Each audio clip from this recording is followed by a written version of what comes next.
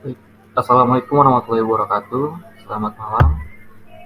Perkenalkan, nama saya Farhan Yudi Putra dengan NPM 20 1390, kelas H, dengan mata kuliah Perbandingan Hukum Pidana. Baik, hari ini, hari Kamis, tanggal 23 Februari 2023, saya akan menjelaskan tentang pengertian sistem hukum di dunia. Baiklah, yang pertama adalah pengertian sistem hukum.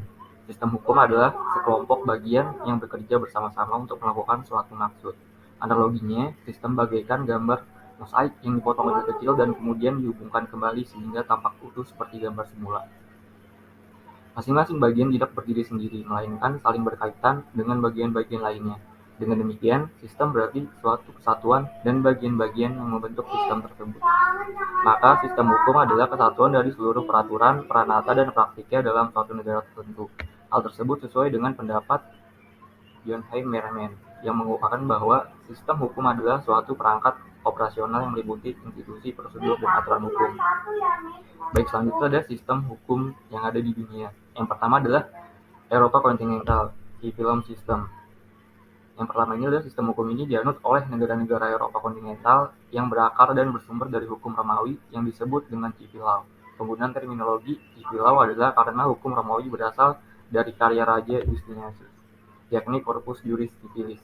Corpus Juris Civilis adalah kompilasi aturan hukum yang dibuat atas arahan Raja Justinianus, berisi kodifikasi hukum yang bersumber dari keputusan raja-raja sebelumnya, dengan tambahan modifikasi yang disesuaikan dengan kondisi sosial dan ekonomi pada zaman itu.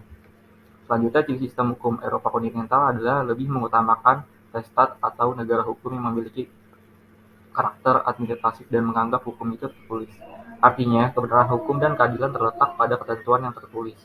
Sistem hukum ini dipraktikkan di beberapa negara seperti Perancis, Jerman, Italia, Swiss, Australia, Amerika Latin, Turki, beberapa negara Arab, Afrika Utara, dan Madagaskar. Selanjutnya adalah Anglo-Saxon. Ini adalah sistem hukum dunia yang kedua, atau bisa disebut Common Law System. Sistem hukum Anglo-Saxon adalah sistem hukum yang berkembang sejak abad ke-16 di Inggris. Dalam sistem Anglo-Saxon, tidak dikenal sumber hukum baku dan tertulis sebagaimana dikenal dengan Civil Law System. Menurut Common Law System, sumber hukum tertinggi merupakan kebiasaan masyarakat yang dikembangkan di pengadilan atau telah menjadi keputusan pengadilan. Sumber hukum yang berasal dari kebiasaan inilah yang kemudian menjadikan sistem hukum ini disebut Common Law System atau Unwritten Law, yang artinya tidak tertulis. Selanjutnya ada yang ketiga, sistem hukum Islam. Salah satu ciri khas terkuat dari sistem hukum Islam yang membedakan dengan sistem Eropa kontinental dan Anglo-Saxon adalah dasar hukum pelaksanaannya yang berlandaskan pada kitab suci agama Islam dan ajaran Nabi Muhammad SAW berupa Al-Quran dan Al-Hadis. Berdasarkan sunnah, hukum Islam adalah hukum yang statis dan tidak mungkin dilakukan amandemen seperti pada sistem Eropa kontinental dan Anglo-Saxon. Namun perubahan dalam hukum Islam bisa dilakukan dengan metode penafsiran berdasarkan pada keilmuan dalam tradisi hukum Islam seperti melalui fikih, usul fikih, ulumul hadis melalui metode ijtihad yang ditentukan oleh ulama dan ahli fikih. Yang keempat adalah sistem hukum sosialis.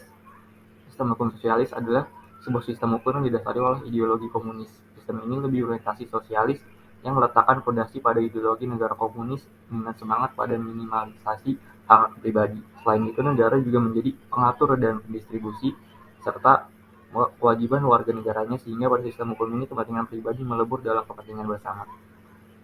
Ada beberapa negara yang menerapkan sistem hukum sosialis, contohnya Bulgaria, Yugoslavia, Kuba, dan negara bekas jajahan Uni Soviet.